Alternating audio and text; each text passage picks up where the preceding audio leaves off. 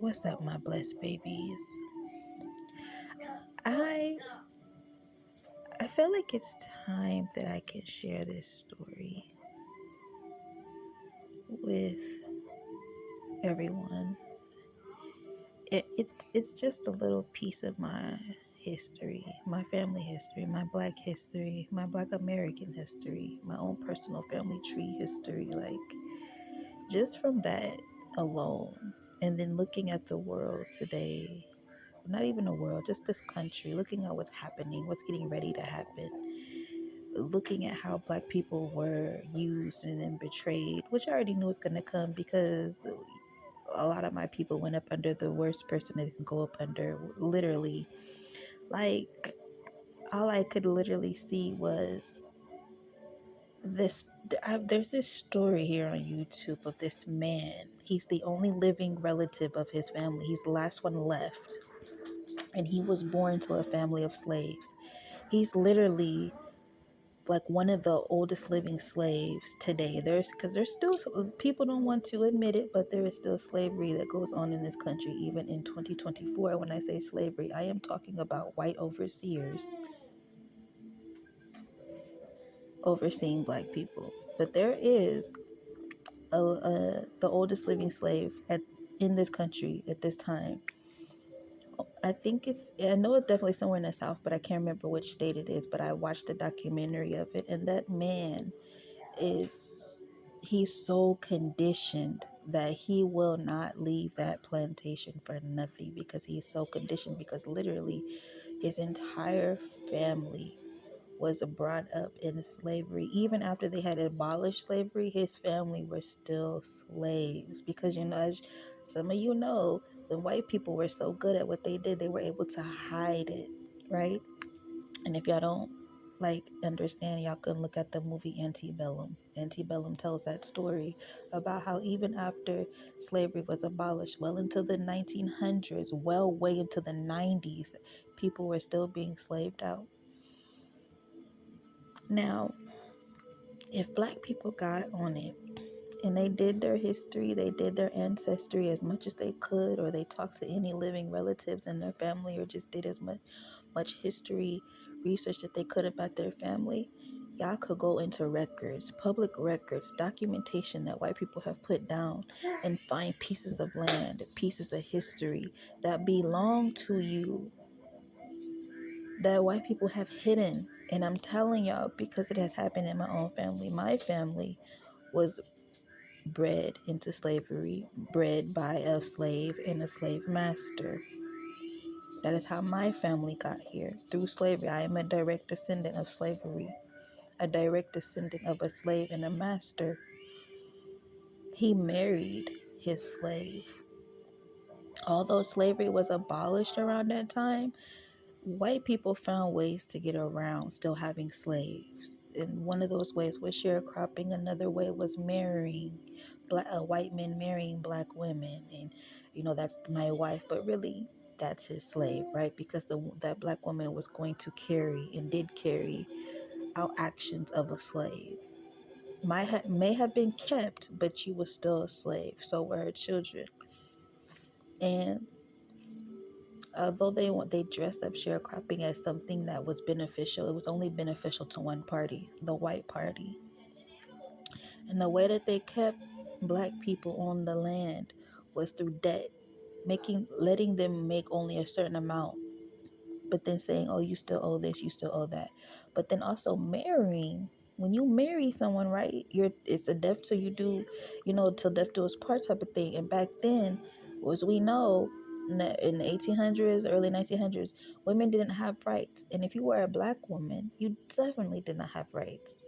So you see what I'm saying? When white people find loopholes, and they find ways to keep us down and keep us under them, keep them under their feet and things like that, because they create the loopholes. They know where the loopholes are at. So they're always in command. They're always forward. They're always at the front. And that's the problem, is we allow them to keep doing this. And this is why we're at the situation that we're at today, with literally a racist about to become our president, right? Or the way that He used the backs and the minds of black people to get where he's at, only to betray them and say, oh, I ain't even working with y'all. He played the whole, I have black friends, I have a black friend. He played that card in order to get in, which is why I always take a step back from white people, all white people. I don't care how big this smile is, how friendly they are. I always take a step back because you never know. I've had I've actually had a racist landlord. And the first thing that he said in order to combat that he wasn't racist was, I have black friends. And everyone knows that that is the most racist line that could fall out of a white person's mouth. You know, it's not what you say. Even if you do have black friends, that's not what you say. You can word that a different way. But they say that first. I've lived in a racist city. My childhood consisted of a lot of racism. I won't get into that because that's a story for another day. But I know how white people operate. I know how they work.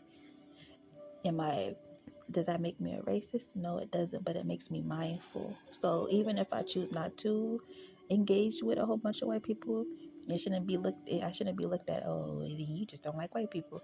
Maybe I do, maybe I don't. But just because I went through things or my family and my bloodline has went through things doesn't mean that I'm going to credit, you know, the R word and use it. No, it just means I'm going to be mindful. And I think that it's time for my community to be mindful that just because that these white people have ties doesn't mean that we need to be up under them. We need to be careful with them.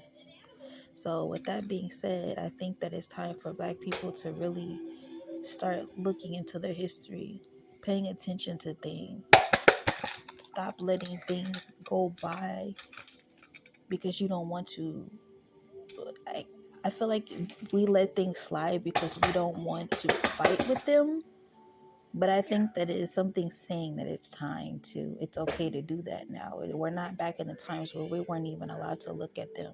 We're allowed to fight for the things that we are deserved, that we need, that are owed to us.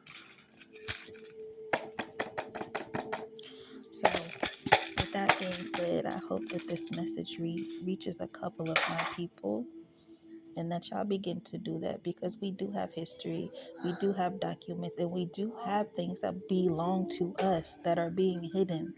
That is why they keep us down and keep us from getting things because they know if we start digging, we start fighting back, we will find that we own large parts of this land. This land, a lot of black people own large pieces of this land, of this American soil, this American land.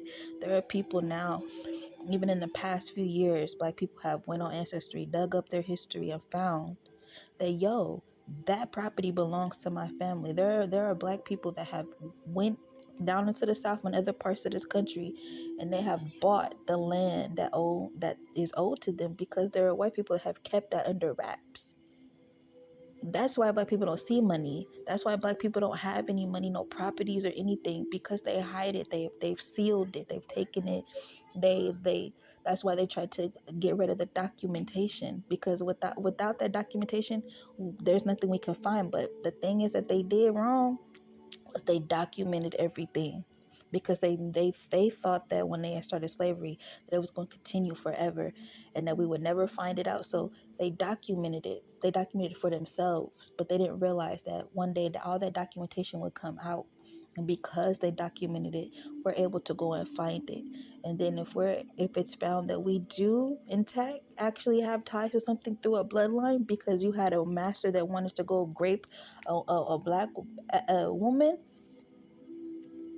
or marry her for his needs and goods and things like that, baby, regardless of whatever laws were placed in back then, that land belongs to them, to the descendants of those slaves, or those sharecroppers, or whoever they were. Because I had slaves and sharecroppers. I come from slaves and sharecroppers. I'm a descendant of slaves and sharecroppers. So that it's time for black people to come up off of their butt and really do their research, do y'all history. Stop learning what these white people are doing and learn what your people have done and what your people are doing, because that's what matters right now. Doesn't matter what the white folks are doing, because they're still doing their BS that they've been doing for all these years. It's nothing new. So the fact that we sit here and we allow stuff to keep happening and complaining and keep happening and complain, that's not doing anything. That's what pisses me off about people, is the fact that people know what needs to be done. They see what's going on, but they still have the audacity to sit there and complain about it. If you know something, do something.